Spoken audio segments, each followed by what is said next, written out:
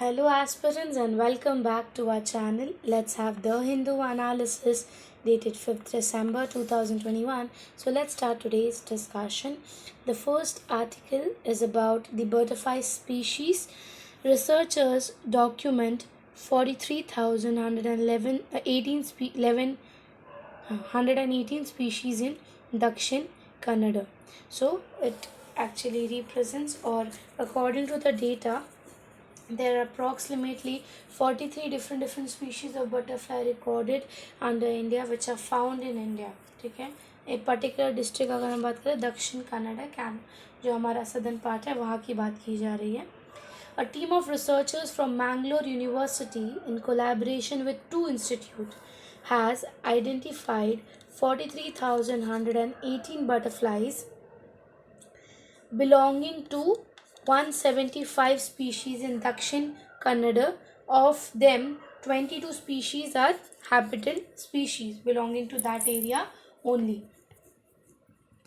The butterflies were identified at 8 heterogeneous landscapes ranging from the coastal sand dunes to the agriculture fields to botanical gardens to semi-evergreen forest, foothills of western घाट. ये सभी जगह ऐसे 8 अलग जगहों पर ये total number of species मिले हैं. The team comprised M.S. Mustaq, Associate Professor, Department of Applied Zoology, Mr. Deepak Nayak, the students and different all the students. The study over 2 years was done in collaboration with Shyam Prasad Rao Research at deemed university Mangaluru. So ये जो indicator है या ये जो analysis है जो butterfly का किया गया है जिसमें ये चीज़ नोटिस किया गया था कि 22 स्पीशीज ऐसे थे जो हैबिटेंट थे which are actual the indicators की इंडिकेटर्स ऑफ दैट एरिया. पिछले लेक्चर मैंने पीछे वीडियो में मैंने आपको बताया था कि की इंडिकेटर का मतलब क्या होता है. तो ये जो 22 स्पीशीज है ये की इंडिकेटर हैं उस एरिया के. The study also documented a larval host plant and over 283 habitat species butterflies pair in interaction. Their research paper, a study on abundance of habitat preference of butterflies in the Western Ghat. ये notice किया जाता है कि अगर western eastern घाट में देखा जाए तो वेस्टर्न घाट में भी we get different species of butterflies here जो कि डेटाज और पब्लिकेशंस भी ये बोलते हैं. इसमें एक चीज़ दिया that is easily conserved. The researchers said the butterfly communities indicate a type or a state of habitat and can easily conserved by the restoration of habitat with diverse host plants. They have great public appeal and are easy to work with indicators of health ecosystem.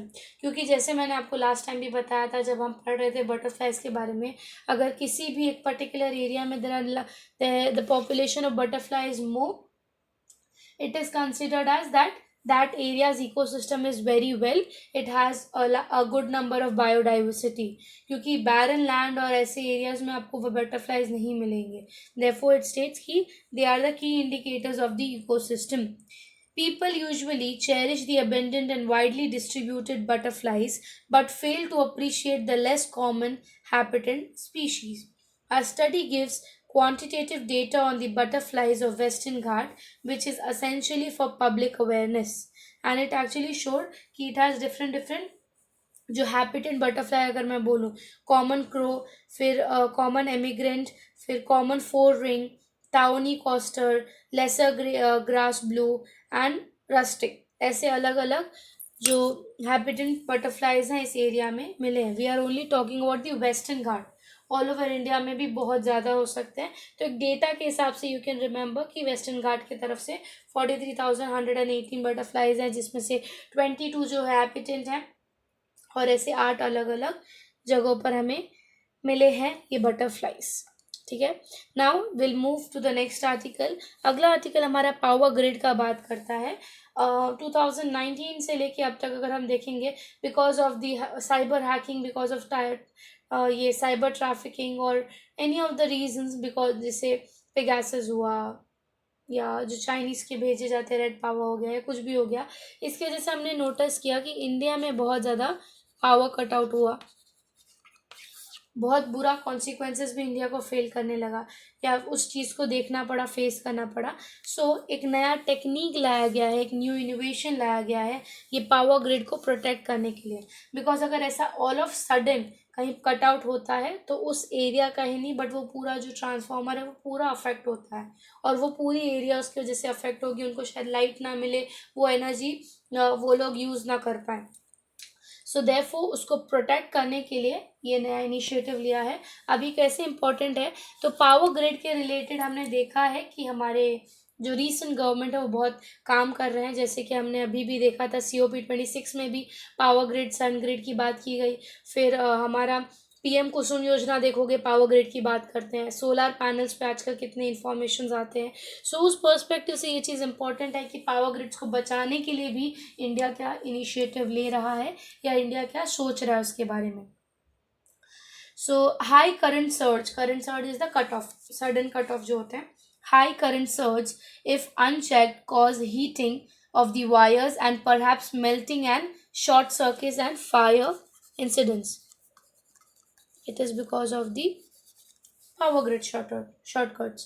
So researchers from the Indian Institute of Technology, Kanpur, has come up with the innovation that can help the project power grid against the sudden, unexpected current surge.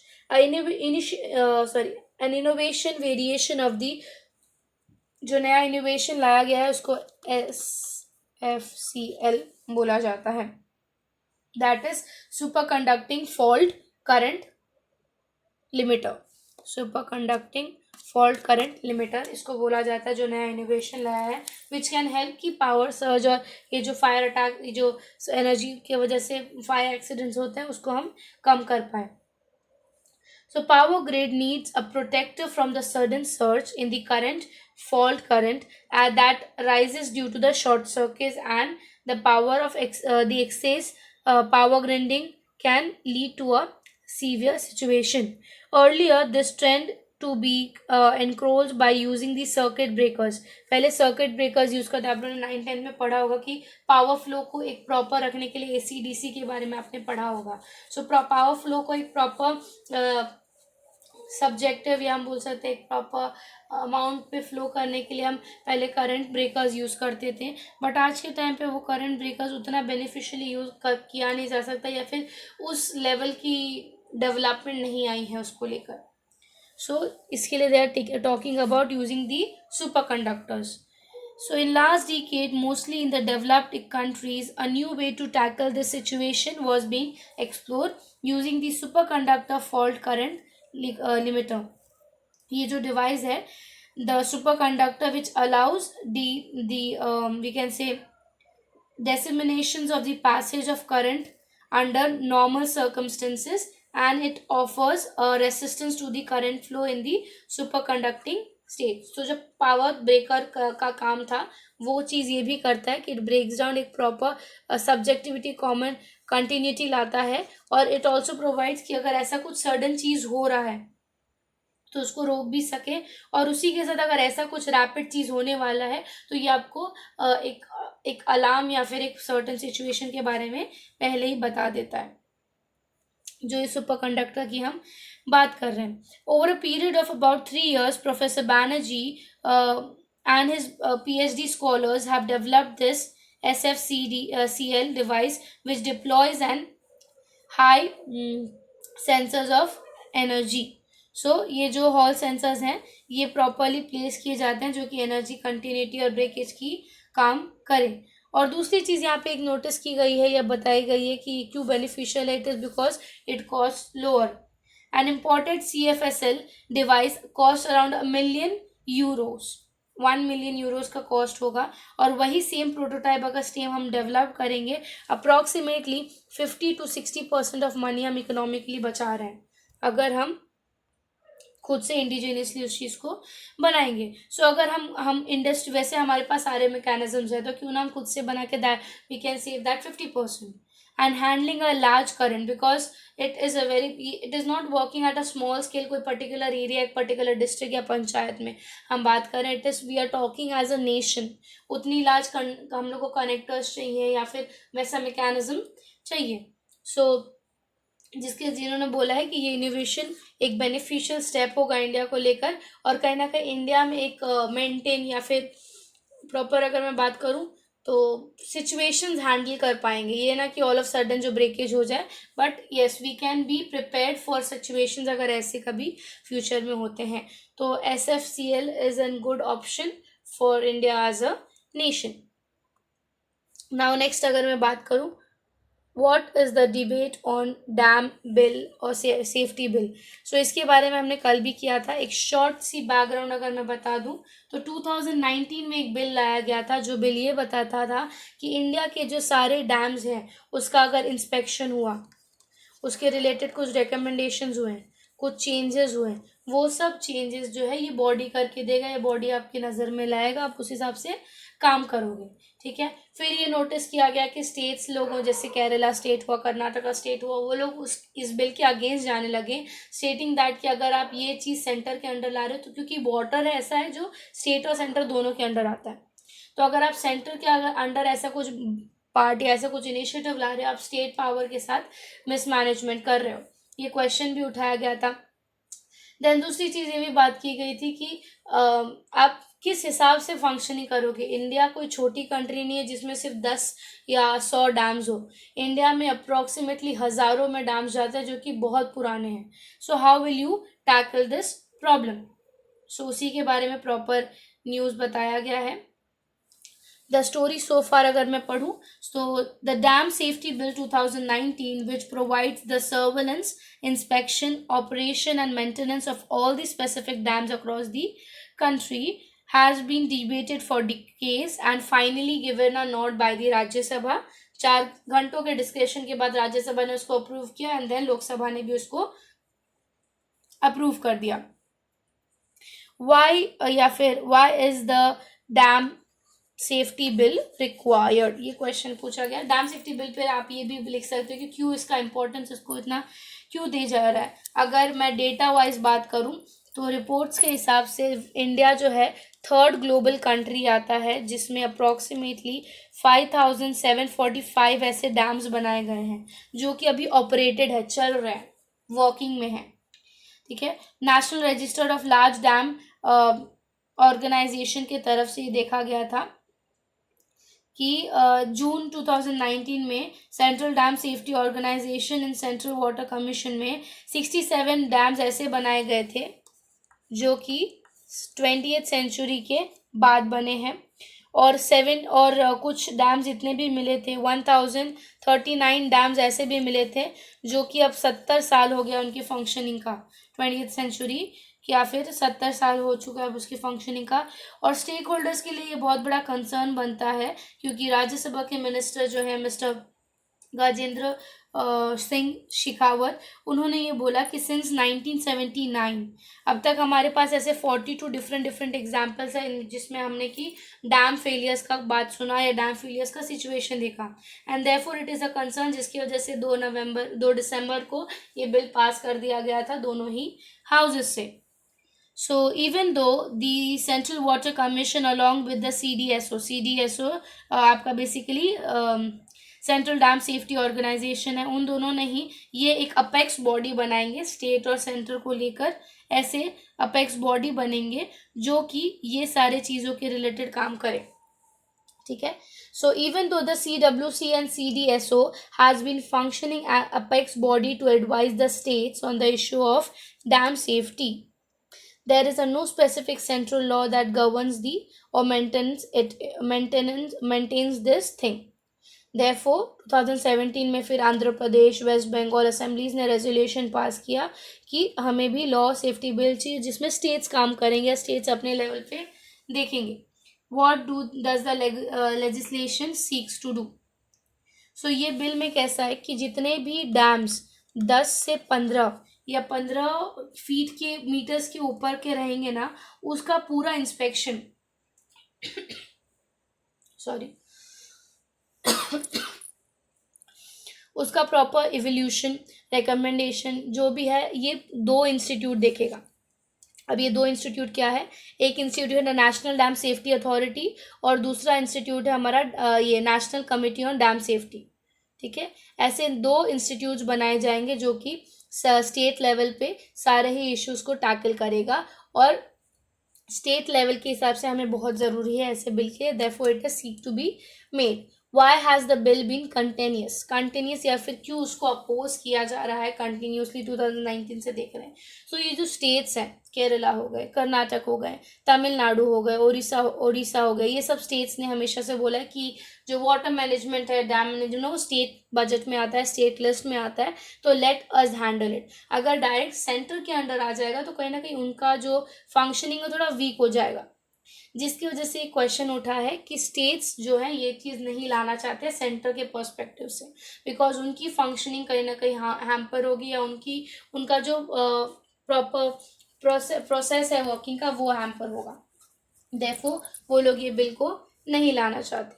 तीसरी thing है, what is the way forward. Way forward यही हो सकता है कि सारे members, party के members, governments अलग अलग स्टेट्स मान जाए इस चीज़ के लिए और ये बिल लाया जाए, बिकॉज ये कहीं ना कहीं लोग अपने पावर्स की बात करें, but it is a necessity of an hour, because bill आज पहले के जो डैम्स जितने स्ट्रॉन्ग थे और पहले के डैम्स जितने साल तक चल पाते थे, आज के टाइम पे वो नहीं है। क्यों? It can be of an number of reason, therefore we need a particular body जो ये सब चीज़ पर काम कर सके। So that was about the dam bill. Now will move to the next article. अगला आर्टिकल हमारा रीसेंट मीट के बारे में है, जो कि हमने पहले भी देखा था, जिसमें हमने देखा था कि उनकी मीटिंग होने वाली थी 6 दिसंबर को। सो उस मीटिंग के रिलेटेड है रशिया और इंडिया की जो मीट हुई है। सो पहले आर्टिकल देखेंगे। आर्टिकल में क्या बताया गया है। India Russia set to ink AK-203 rifle deals worth 5,000 crore. AK-203 के बारे में पहले भी हमने पढ़ा है, ठीक है। वो राइफल्स की अपकमिंग या फिर डिलीवरी के रिलेटेड बात कर रहे हैं। उसी के साथ S-400 की डिलीवरी के बारे में भी बात की है। The pact of manufacture of 6 lakh guns, ये जो है ऐसे 6 लाख गन बनाए जाएंगे, जिसकी ट्रीटी साइनिंग या डील साइनिंग जो है वो 6 दिसंबर को होगा, जब हमारे रशिया के जो प्रेसिडेंट है वो आके मिलेंगे इंडिया में, ठीक है। So the cabinet committee on security has given it's final approval for the deal with Russia to manufacture over 6 lakhs of AK-203 assault rifles in India. Governments have made it a deal. The sources have said the deal estimates to be of around 5,000 crores. 5,000 crore, which will be scheduled to be signed on December 6 during the visit of Russian President Mr. Putin to India. In an endeavor to provide a big boost to the self-reliance in defense manufacturing in India, the government has approved the plan of production of this over 5 lakh at Korwa, अमेथी। सो ये जो बन रहा है हमारा, इसमें जो UP में हमारा ऑर्डिनेंस फैक्ट्री है वहाँ पर भी बनाया जाएगा सेल्फ रिलायंस के लिए, और रशिया से भी ये चीज़ बनवा रहे हैं। अब अगर मैं AK-203 की बात करूं, तो ये जो AK-203 है वो 7.62 39 mm कैलिबर का राइफल है, जो कि हम लोग अप्रॉक्सीमेटली आप पकड़ लो 30 साल से या 3 डिकेड से यूज़ कर रहे हैं, और इसका जो रेंज है वर्किंग का that is 300 metres. Light weighted है and it is very easy to use, जिसकी वजह से हम लार्ज पर्सपेक्टिव है, लार्ज बेसिस पे इसको यूज़ करते हैं। It will increase the efficiency in an army. अगर इंसर्जेंसीज हुआ या फिर किसी भी चीज़ हुआ कि कभी भी वॉर्स के लिए you need to be prepared, अगर ऐसे लाइट वेटेड वेपन्स हमारे साथ रहेंगे तो it will be easy for us, जिसकी वजह से इसकी एफिशिएंसी बढ़ाई गई है इसके फीचर्स के वजह से। दूसरी चीज़, मॉडिफाइड प्रपोजल, तो कुछ चेंजेस लाए गए हैं। In Feb 2019, India and Russia signed an intergovernmental agreement for AK-203 rifles following with the IRRPL was set up. The Ministry of Defense already floated a request for proposal to joint ventures for the supply of this rifle in the final deal. और इस then फिर बाद में ये जो deal की numbering पहले 6.1 था उसको बढ़ाकर नंबरिंग भी ज़्यादा की, उसके कॉस्ट भी बढ़ाए, तो थोड़े से चेंजेस लाए हैं. हमारे लिए इंपॉर्टेंट है AK-203 का फीचर्स क्या है, कौन सी कंट्रीज़ के बीच में है. ठीक है, AK-203 की मैन्युफैक्चरिंग इंडिया बना रही है कि नहीं बना रही है, ऐसे स्टेट्स में उसको आप आइडेंटिफाई कर पाओ. नेक्स्ट अगर मैं बात करूँ तो अगेन इंडिया और रशिया के रिलेशनशिप को है. जैसे मैंने आपको बताया 6 दिसंबर को उनकी मीट होने वाली है जिसमें मिस्टर पुतिन इंडिया में आने वाले हैं फॉर एन बायलैटरल मीटिंग. उस मीटिंग के दौरान ये डील साइन होंगे और कुछ ना कुछ चीज़ें अगर हम बात करें तो वो भी डिस्कस किया जाएगा इस मीटिंग के time. So the news article says that packed agenda waits Putin in short visit. ठीक है, अब इसकी अगर हम बात करें तो क्या चीज़ है कि ये मीटिंग जो है it is a good thing for India और या फिर बायलैटरल रिलेशंस बनाने के लिए, बट कहीं ना कहीं कुछ कुछ चीज़ें हैं जिसपे या फिर हम बोल सकते हैं जिसके ऊपर हमारा इंडिया चाइना रिलेशनशिप मैटर करता है, या फिर थोड़ा सा ख़राब भी हो सकता है, थोड़ा सा अच्छा भी हो सकता है. तो अगर मैं डिटर्मिनेंट्स की बात करूँ, ये पूरे मैटर में इतना ही लिखा है कि they will come for a meeting, evening में आने वाले हैं, मीट होने वाला है, बायलैटरल टॉक्स होने वाले हैं कुछ कुछ चीज़ों को लेकर. So if we speak of the determinants of the relation between India and Russia, सबसे पहला जो डिटर्मिनेंट है दैट इज क्वाड. क्योंकि रशिया ने हमेशा से इंडिया का जो एफर्ट है क्वाड को लेकर उसको क्रिटिसाइज किया है, या फिर बोला है कि इंडिया को दूसरे लाइक इंडिया कुछ ज़्यादा ही उसमें है, या फिर इंडिया ज़्यादा कुछ सपोर्ट दिखाता है उसको. कहीं ना कहीं हमारा जो कॉन्सेप्ट ऑफ इंडो पैसिफिक है उसको क्रिटिसाइज करता है रशिया क्वाड को लेकर. तो पहला डिटरमेंट है जिसपे हमारा रिलेशन बन भी सकता है, बिगड़ भी सकता है. दूसरा जो है that is the Indo Pacific concern. Indo Pacific concern की अगर हम बात करें तो Russia has always been an inclusive part of it. ठीक है, एक इक्वल पार्टनरशिप या इक्वल हम देखते हैं, मतलब रशिया का रोल देखते हैं इंडो पैसिफिक में, या फिर इंडिया का जो दूसरी तरफ से अपन देखेंगे कि एशिया पैसिफिक या इंडो पैसिफिक फ्रेमवर्क में जो हमारा कॉपरेशन बढ़ रहा है कंट्रीज़ के साथ, तो वो भी एक डिटर्मिनेंट है कि रशिया उसको किस तरीके से लेगा. उसी के साथ अगर हम बात करें काटसा, क्योंकि हमने देखा था S-400 की डिलीवरी को लेकर यूएस ने बोला हम इंडिया को भी काटसा में डाल देंगे, एक वार्निंग में दे दिया. रशिया को पहले से ही डाल चुके हैं. तो एक क्वेश्चन ये भी आता है कि काटसा के सैंक्शन के हिसाब से क्या इंडिया रशिया आगे डिलीवरीज करेगा, क्या इंडिया रशिया आगे जाके कुछ ऐसे वेपन्स की फंक्शनिंग करेगा कि नहीं करेगा. तो ये एक बहुत बड़ा क्वेश्चन उठता है विच एक्चुअली बोल सकते हैं कि इट विल डिफाइन या इट विल सी कि आगे जाके इनके फंक्शंस या आगे जाके इनके रिलेशंस बनेंगे या बिगड़ेंगे. So this is about the relationship between both the country. Let's see आगे क्या न्यूज़ आता है इनके मीटिंग के बाद कि क्या क्या चीज़ें डिस्कस की है and all the things. I hope so आज का आर्टिकल आपको क्लियरली समझा होगा.